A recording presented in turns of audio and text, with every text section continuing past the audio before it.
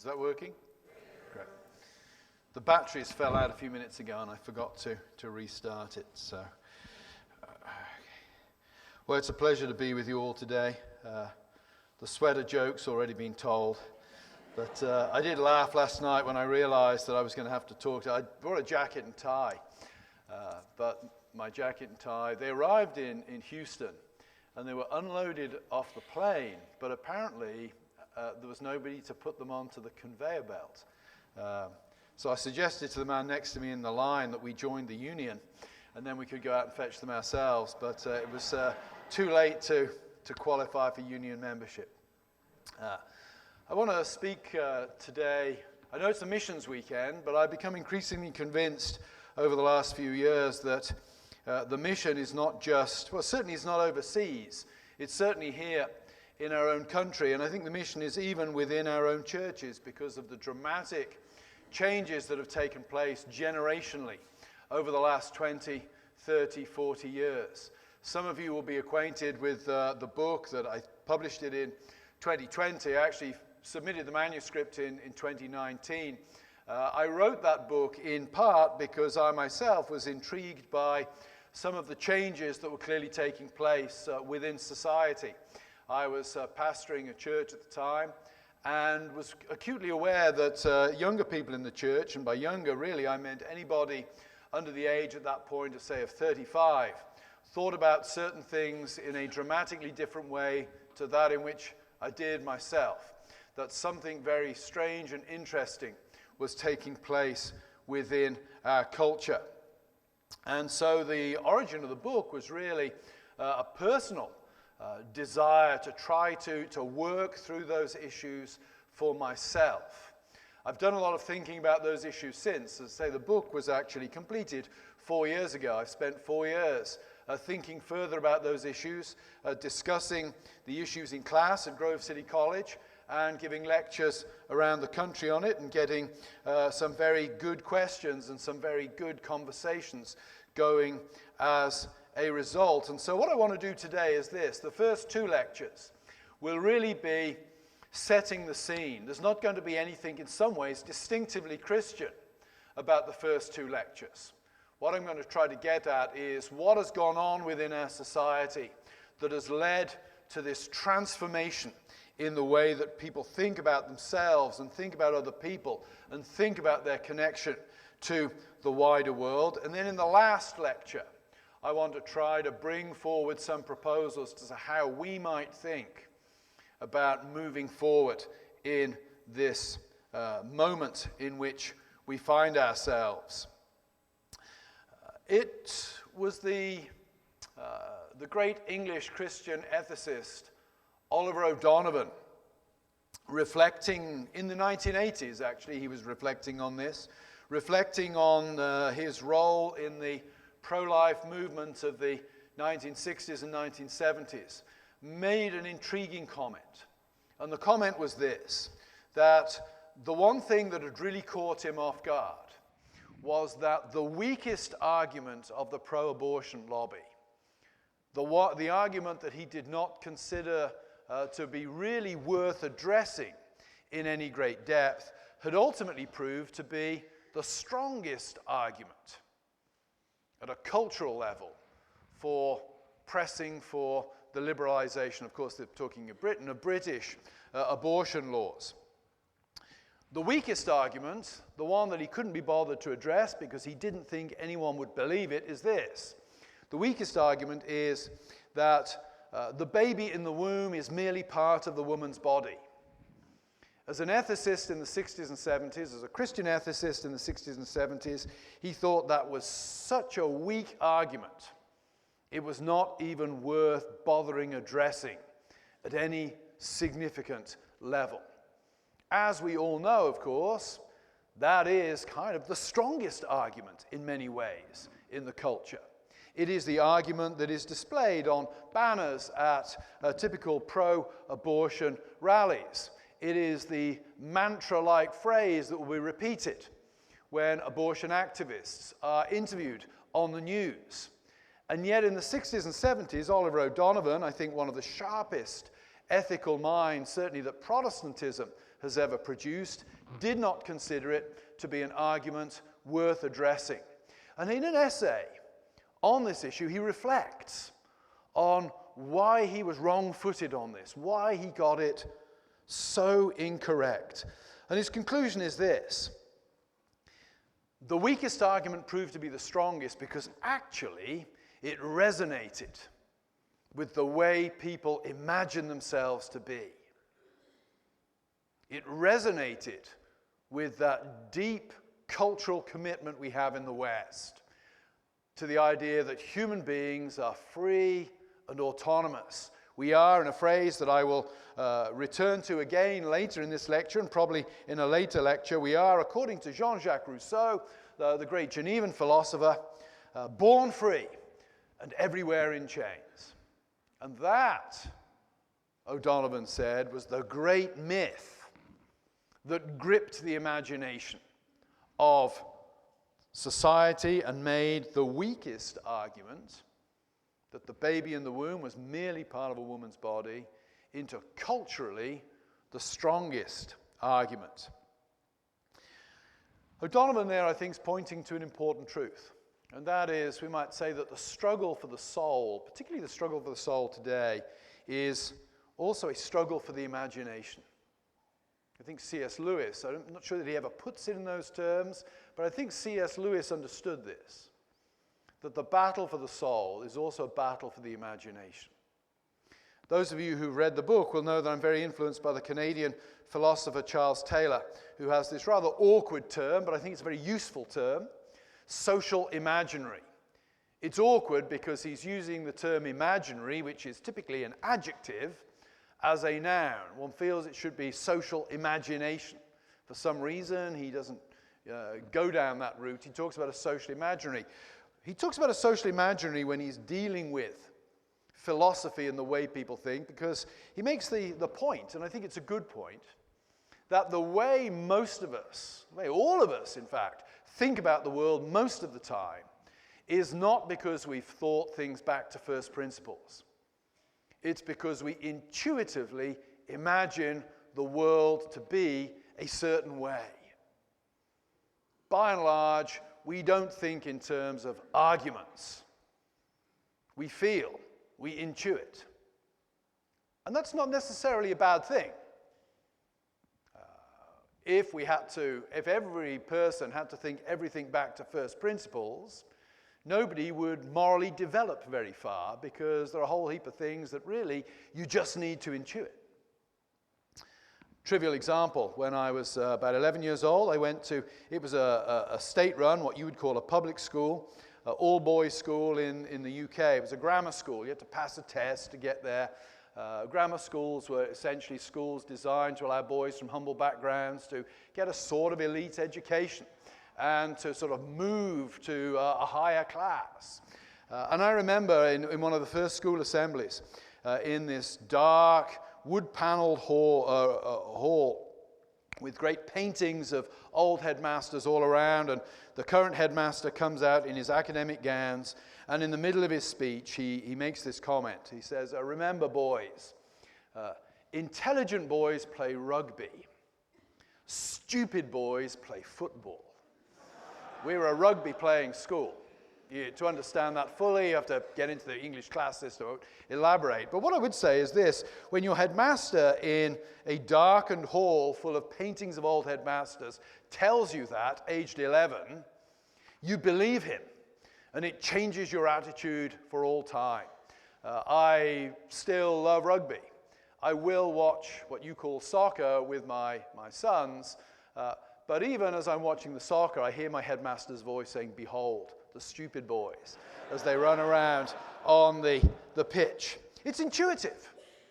My response to sport is an intuitive one. When I leave the hall today, I will leave probably through the back doors. I cannot explain to you how particle physics works, but I intuitively know that doors work better than walls for exiting. When you think about, these are sort of silly examples perhaps, but when you think about how you think morally about the world, very few people have read any great texts on morality or ethics. We tend, on the whole, to intuit our morality or our ethics. Our parents will tell us something when we're young, and it becomes sort of part of, effectively, who we are. We instinctively think that way. Charles Taylor, when he uses the term social imaginary, is really getting to the way that society as a whole does that. Society as a whole shapes the way we imagine who we are, shapes the way we relate to the world around us. When you think about the strange things that are happening at this moment in time, particularly strange for those of us perhaps who are a little older and have lived through the 70s, the 80s, the 90s, and so on. Think about the strange things that are happening. The idea that somebody can claim that they are a woman trapped in a man's body 30 years ago would have been ridiculous. Then it became plausible. Now it's almost a hallmark of political orthodoxy to affirm that. Think about the breakdown of civil discourse. I'm very struck when I was growing up that if a politician in a public setting had used a profanity, it would have been very damaging to their career. I'm hard-pressed to think of a politician, right or left, in Britain or America, who does not routinely pepper their public statements with foul language and profanity. We've gone from Richard Nixon in the 1970s being sort of holed under the water because of that little phrase, expletive deleted in the Watergate tapes, to a series of presidents who do not hesitate to use the F word in public. That's A, appalling, but B, indicates a dramatic cultural shift. That profanity is now a vote winner, not a vote loser, tells us something. We live in a time when old identities are collapsing and new identities are rising. And the question is there an underlying unifying factor? What's going on in the social imaginary? What's going on with our intuitions and the things that shape our intuitions that has made all of this plausible? Well, that's what I want to explore in the first two lectures. First lecture, I'm going to look sort of more at intellectual roots. And then the second lecture, I want to address something I don't really address in the book, but is the big question. So how is it that people who don't read Rousseau, Freud, Nietzsche, etc., etc., etc., come to have their philosophy as their own unspoken intuitions? First thing, notice in our society that we're living at a time of the breakdown of traditional institutions. If you had been born, let's say 100 years ago, your identity would have been founded probably in three, what were at the time, pretty stable institutions. First of all, there's family. Where do we get our identities from? We tend to think of our identities as monologues, particularly today. I can be anything I want to be. But in actual fact, we get our identities from interacting with those around us. Family provided a powerful identity for a long, long time. If you read Russian novels, one of the reasons why Russian novels are so long and at least the first 100 pages can be difficult to follow is the characters have different names. They might have a diminutive. They'll certainly have a patronymic. Patronymic tells you who the character's father was, and that speaks of a society where your identity really is intimately connected to who your people are, who your father is or was. We have a kind of folk memory of that with surnames today. But by and large, surnames don't fulfill the same powerful function today they would have done once upon a time. Think about the family. Think about how important it was when you were growing up. Maybe you were bullied at school, but you grew up in a stable family. Whatever happened to you at school, when you went home, mum and dad loved you and you knew who you were. They gave you a solid identity. Think about the effect of a world where the family is in a kind of free fall. I bet if you had a room of 100 people and asked them to come up with a definition of family upon which everybody in the room agreed, you would not be able to find a consensus. Maybe if you had 10 people, you wouldn't be able to find a consensus. family has been transformed. The advent of no-fault divorce, I think, was absolutely critical to this.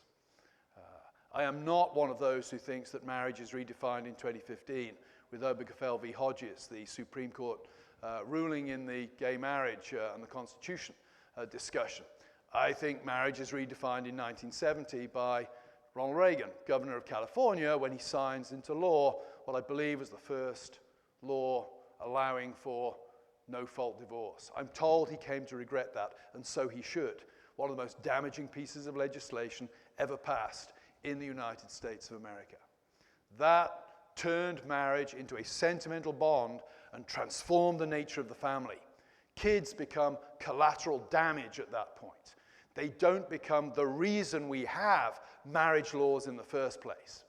They become collateral damage. The family is in collapse. And think about how that affects how one thinks of one's identity. Think of the church. Church is now very weak, really.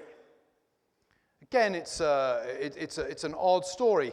I was talking about this yesterday. It was a long day yesterday. I taught 2 classes at Grove, literally swung by home to pick my wife up, then headed to the airport for a day of delays and lost luggage. It was a real great day. So my change, I haven't got a change of clothes, so if you want to ask me a question, but stay a couple of feet away, I won't be offended. I completely understand where you're coming from on that point. Think about the church. Think about freedom of religion. Freedom of religion is a great thing. I don't want to live in a country where the government tells me where I have to worship and how I have to worship, or bans me from worshiping. One of the great things about the American experiment is freedom of religion. If you read Tocqueville, Democracy in America, it's something that fascinates him because he has no analog in 19th century Europe to compare what's going on in the United States. But Tocqueville also observes that it sort of changes the nature of the church as well. In a world where you have freedom of religion, power tilts towards the congregant. I made this comment to students yesterday. I said, when you have freedom of religion, the gravitational pull is towards religion becoming a consumer commodity.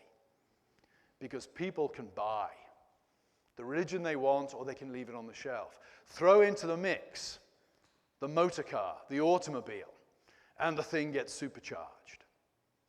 The institutional church stops having the authority it once had. Religion becomes a matter of choice. It's a fascinating comment by Charles Taylor when he makes the comment that you can believe the same today as a Christian believed in the year 1500. You can believe the same things. Jesus is God manifest in the flesh. Jesus died, crucified, rose again for our sins. You can believe that in the same way as somebody in 1500 believed that same content.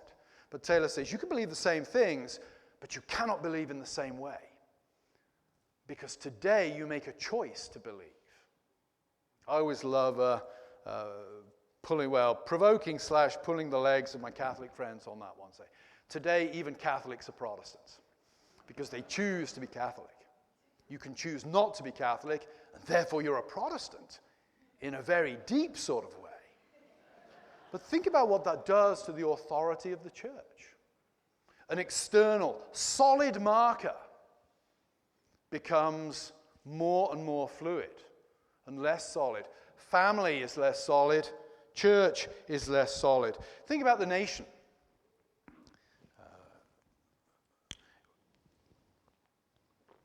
Very interesting. A couple of things.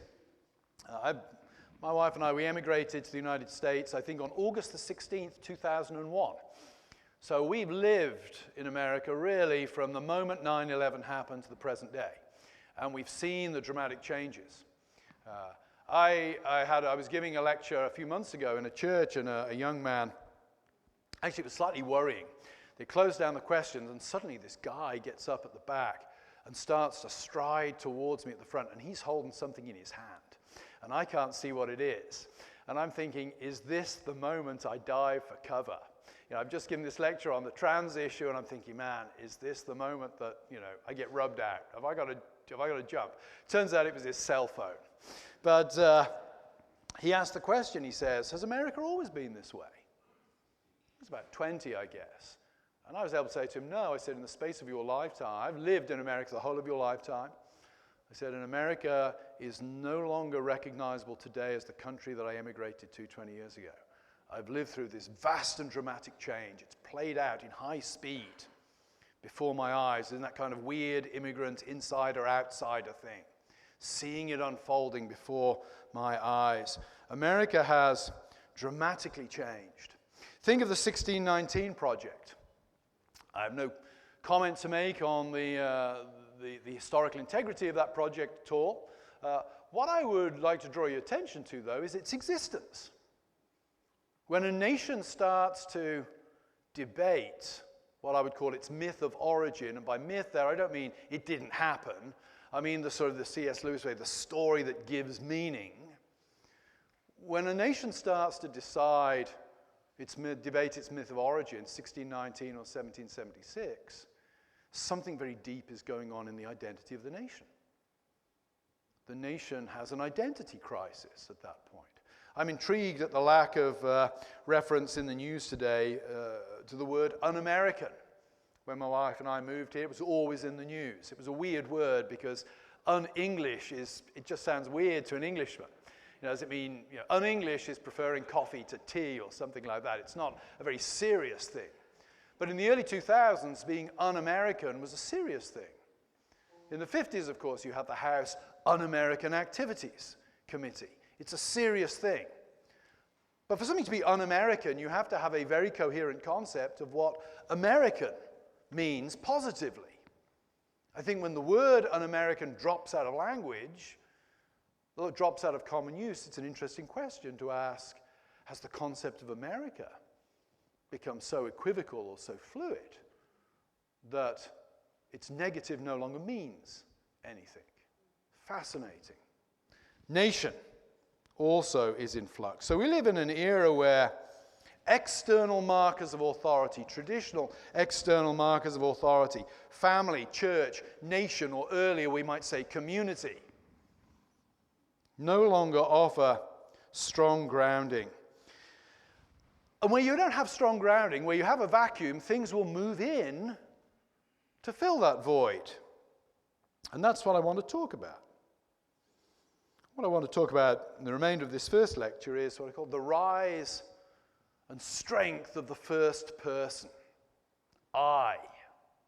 We tend to think of ourselves as individuals, particularly in America. Fascinating Catholic philosopher Augusto del Noce, in an essay in 1970, he's talking about the sexual revolution. He says, the sexual revolution will be stronger and triumph more thoroughly in America than anywhere else in the world, not despite its Puritan heritage, but because of it. And he goes on to make a point about individualism. A country that prides individual conscience so much is always going to be vulnerable to this kind of thing, because the I and its individual and personal desires lies at the heart of the story. First person has an interesting lineage. My friend Ben Story, he's a Montaigne scholar, tells me that it's Montaigne, the 16th century French essayist, who really starts to use the first person in his writings more than anybody else. Everything, we might say, is about him. I becomes critically important. We get that reflected somewhat philosophically in Descartes in the 17th century, when Descartes is looking for certainty in this sea of uncertainty that Copernicus has unleashed, that the Reformation has unleashed. Descartes is looking for that place where he can stand and find something solid. I think, therefore I am. The one thing that he cannot doubt is his own existence, because in doubting his own existence, he affirms his own existence by that very act. The I moves to the center of philosophy. Rousseau and his notion of the noble savage develops the idea that you are born pristine. It is society that distorts you and perverts you. Rousseau will go as far as to say that as soon as you have laws, you know that something's gone wrong. Because in actual fact, you and your natural feelings and instincts left unspoiled, should be a sufficiently sound guide to living a moral and upright life. And what Rousseau does there as well, of course, is he shifts towards thinking that emotions, sentiments are important. And so they are. I say to the students' class, when I'm teaching this, if you look out of the window and you see an old lady being beaten up, and you have to Google whether that's a good or a bad thing, we have a word for you. You're a psychopath. And that's not a good thing. It's not a good thing. Human beings are not brains on sticks. We have emotions and feelings, and they're an important component part of who and what we are. What you get with somebody like Rousseau and then his heirs, the Romantics, is this: an increasing emphasis upon those emotions as authoritative, an increasing emphasis upon the feeling I that is going to be so critical.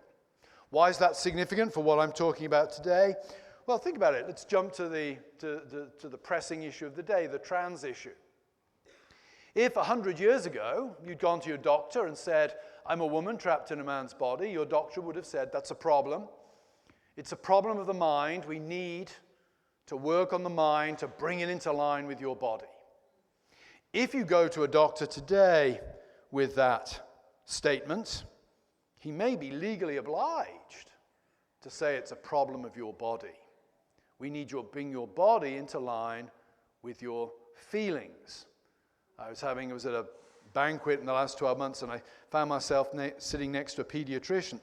And I asked him, would gender dysphoria, would a trans condition be the only pathology where you would have to grant the patient the right of self-diagnosis? And he said, pretty much yes. It's interesting, isn't it? Interesting. But just think culturally what has to have happened. Now, technologically, we'll talk about this in the second lecture, technologically a lot's happened in that 100 years between those two different statements by two different doctors. But think about what has happened culturally. Culturally, inner feelings have become decisive and authoritative over who we are. We are what we feel. What has happened there is the inner space has been granted a powerful authority that it did not possess before. We see this in other ways.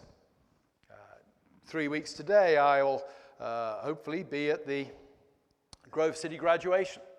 I'm always struck at American graduations how all the students, I would say, desecrate their graduation robes. They paint things on their mortarboards. They wear different clothes. Some of them wear dreadful footwear and things like this.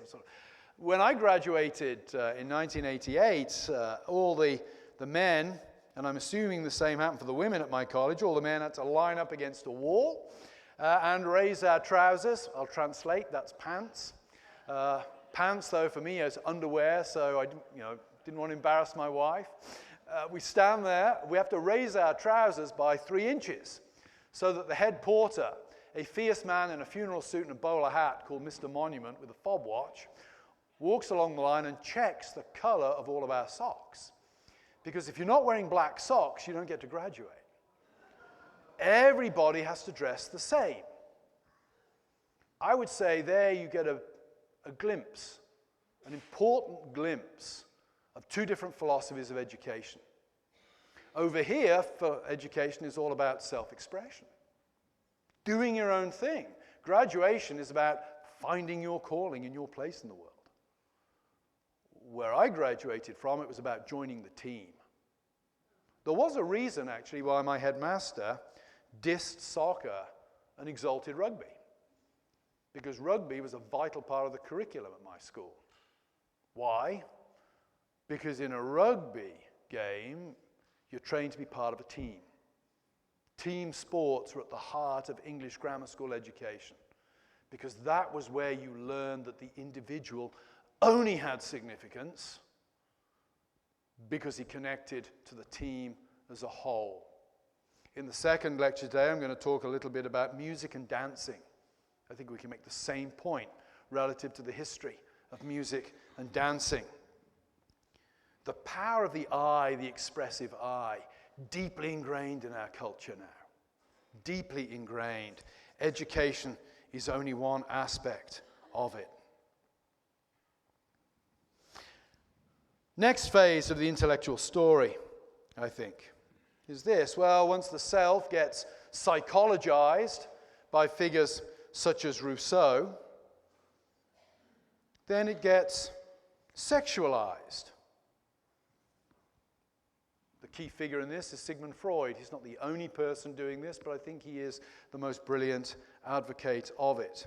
Freud, in some ways, has a much more realistic understanding of human nature than Rousseau. For Rousseau, all the problems with humanity stem from culture, from socialization. Everybody is born basically decent, but then when you get into society, you start to compete. You become envious. You start to work for number one in order to feel superior to the others around you. For Freud, I think, much more accurately, he understands human nature is dark. Actually, we are not noble savages. For Freud, we are deep, dark savages. Freud would say, think about those dreams you have where you do crazy stuff. Sometimes it's so embarrassing you wouldn't even tell your best friend what you dreamed about, lest they thought you were a weirdo. We all have those dreams, and Freud would make the point that actually that's the real you. That's the real you. You have the ego and the superego keeping that at bay. But the real you is the dark, violent, sexual stuff, lying just below the surface, occasionally popping out. So maybe you've been in an argument with somebody and you've suddenly lost your cool, you've flipped your lid very uncharacteristically, and maybe you might say to them, I don't know why I did that, that wasn't me. Freud would say, actually, that is you. It's the polite stuff that isn't really you. The real you is that explosion. Freud, I think, has a much better handle on what it means to be a human being. And he does this one thing that has cataclysmic significance for the present day. Freud not only sees us as defined by that dark, swirling id that lurks below the surface. He sees that id as profoundly sexual. And in a famous work, 3 Essays on Sexuality, he actually provides a taxonomy of growing up, where he says, at any stage of human development, sexual desires will be directed in certain ways. What he does there is he says that the core of what it means to be human is sexual desire. And in doing that, he really shifts the whole nature of sex from something we do to something we are. And that, of course, lies at the heart of modern conceptions of identity. Think about the LGBTQ. I think actually, factor out the T and the Q. They're a little bit different. But think about the L, the G, and the B. What do they assume? They assume that a key part of identity is rooted in the nature and direction of sexual desire. About 12 months ago, I was doing a Sunday school at a church. It was actually a PCA church down south. And a young man, I guess he was 12 or 13, came up to me afterwards and we started to have a conversation. And in the middle of the conversation, he said, I used to be bi, but it wasn't working for me, so now I'm straight. That was a fascinating conversation. I've been a pastor for a few years, so you have some weird conversations, and you learn to sort of, I guess like Freud, just nod, and it's as if you've not heard anything unusual at all. But in my head, I'm thinking, this is fascinating, this is very strange.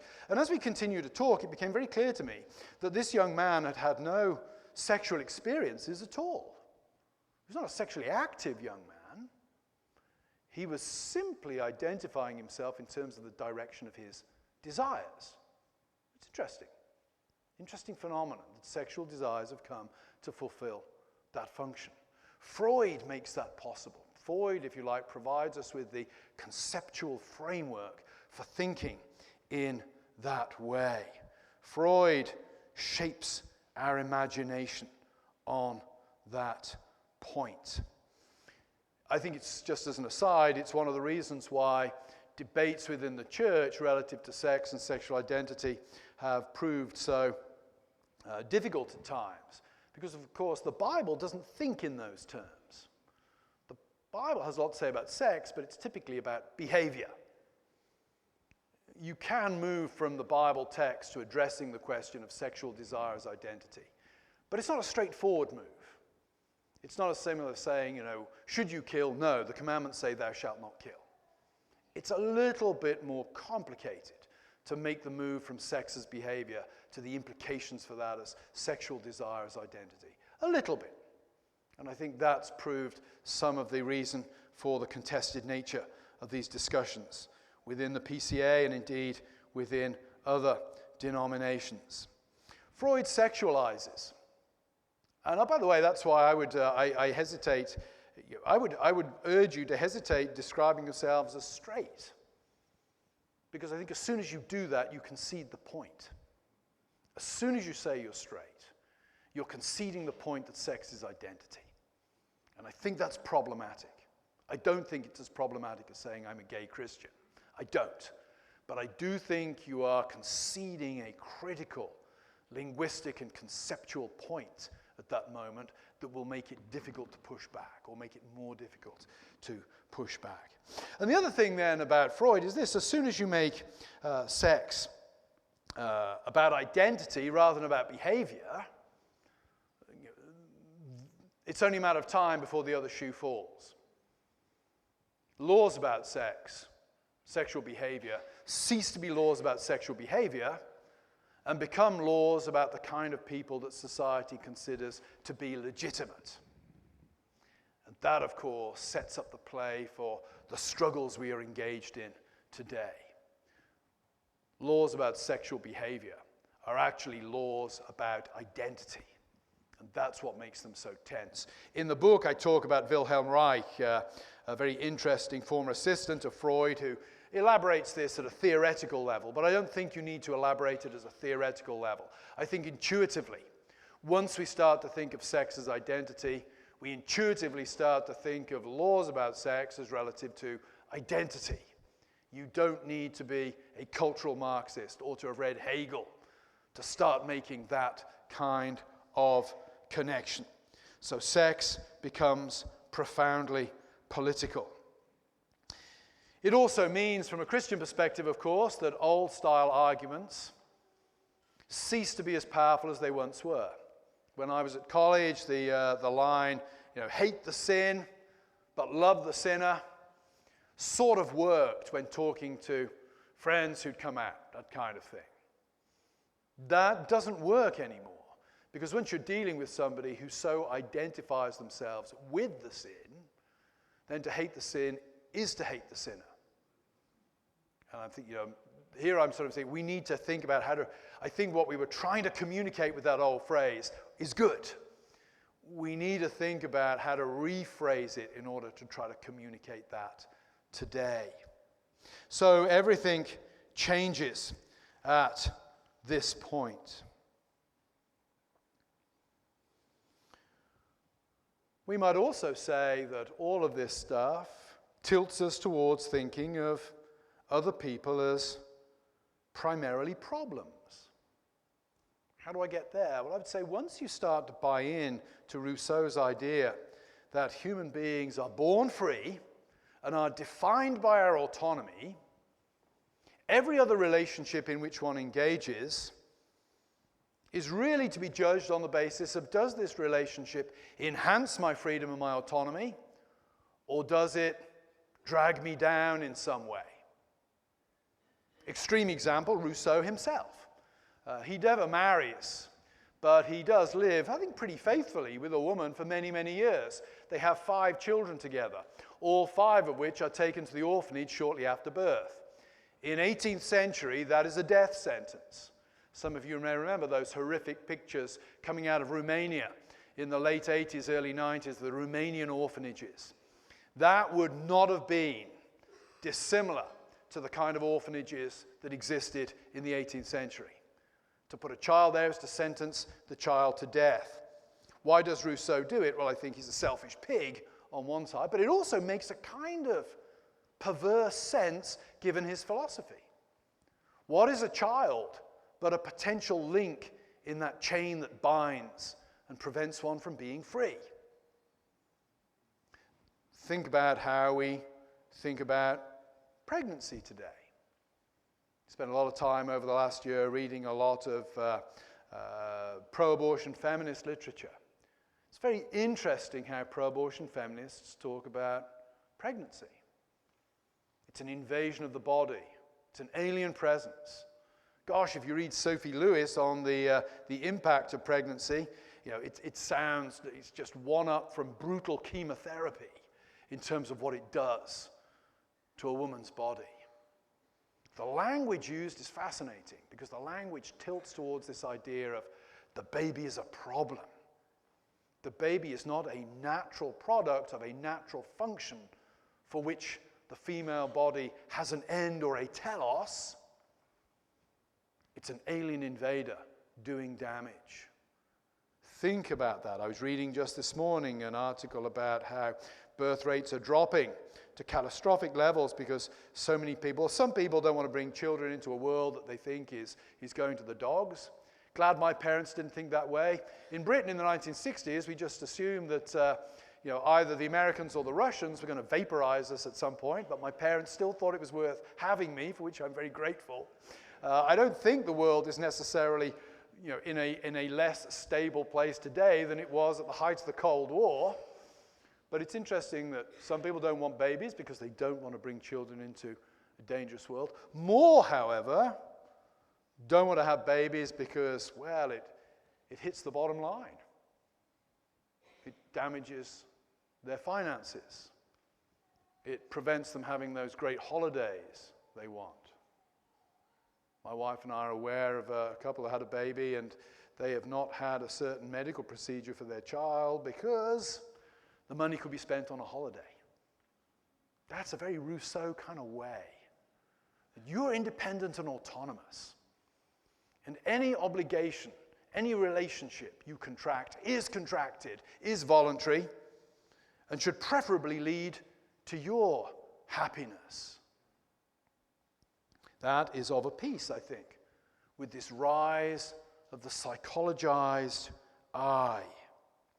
Man is born free, and everywhere is in chains.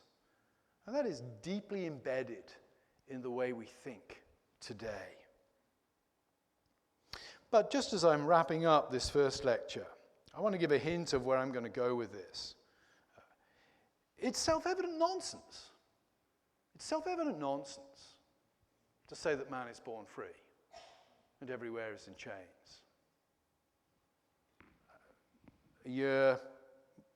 15 months ago, my wife and I became grandparents, and just over a year ago, I was giving a lecture in Lancaster, Pennsylvania, and my oldest son and his wife came along with little baby Emily. And partway through the lecture, mainly because I wanted to show my granddaughter off, but ostensibly because I wanted to make a point, I asked my son to stand up and hold little Emily up. And I asked the question of the audience, is my granddaughter born free? Self-evidently, the answer is no. Even today, a year on, my granddaughter is utterly dependent upon her parents for her survival. When I was younger, my wife would never let me do this because she's a redentophobe. I bred hamsters. Hamsters are fascinating. I think if there were such a thing as reincarnation, I'm probably a reincarnated hamster. On the grounds that hamsters, they like their own company. They like their own company. If you breed hamsters, well, first of all, it's dangerous because if the female isn't ready to mate, she will attempt to castrate the male. So when you put the male in the female's cage, you've got to be there with your gloves on to separate them in case the time isn't right. But if the mating goes according to plan, and a few weeks later, a lovely brood of little hamsters are born, 21 days later, you have to start separating them because they'll start killing each other at that point. Hamsters are solitary creatures. They are independent at 21 days. it's arguable that they're not quite born free, but they're almost born free. Those of you who are parents probably know today, 21 years might be a sort of hopeful estimate for the independence of one's children. You know, if they're independent at 21, that's a pretty good record today. Of all creatures on the face of the planet, human beings have to be, if not the most, among the most dependent in terms of their offspring. If you build your anthropology, if you imagine what it means to be human as being free and independent, then you are bound to go horribly wrong, because that simply isn't the case. I think what we're talking about today, the challenge that faces the church today, is this. It's an anthropological crisis. One might look at the third, in a previous incarnation, I was a church historian. One might look at the 3rd, 4th, 5th century and say the church there is, the big issue is the doctrine of God, and then Christology relating to the doctrine of God. You could go to the 16th century and say the big issue there is salvation and the sacraments. Maybe the sacrament, the role of the sacraments becomes the key issue in the Reformation. More ink spilt over the Lord's Supper than over justification by grace through faith. In the present day, it's anthropology. Where is the faith under most threat today? Doctrine of what it means to be human. It is 80 years since C.S. Lewis gave the 3 lectures that were to become the great book, The Abolition of Man. I was speaking at Calvin University a few weeks ago at a conference on The Abolition of Man, Lewis's book, and I reread the book in preparation, and I was stunned at how 80 years ago C.S. Lewis anticipated so many of the fundamental issues we face today. He identified a crisis in what it means to be human as the problem facing the church and society in 1943. It's one of those books, you read it and you think he couldn't possibly have known as he was giving these lectures how prophetic they were. He's just speaking as he sees it, but wow, they have become more true in the years since than they even were at the time. There are a few things in those lectures that indicate he's writing in the 1940s. He's writing in the middle of the Second World War, for example. But on the whole, those lectures could have been given yesterday in Houston, Texas. We're in an anthropological crisis. The next question then, of course, is this. Well, how was this anthropological crisis that was so brilliantly articulated by thinkers like Rousseau and Freud, how has it become the common currency of the society in which we live? That's the question I want to address in my second lecture. Thank you for listening so patiently.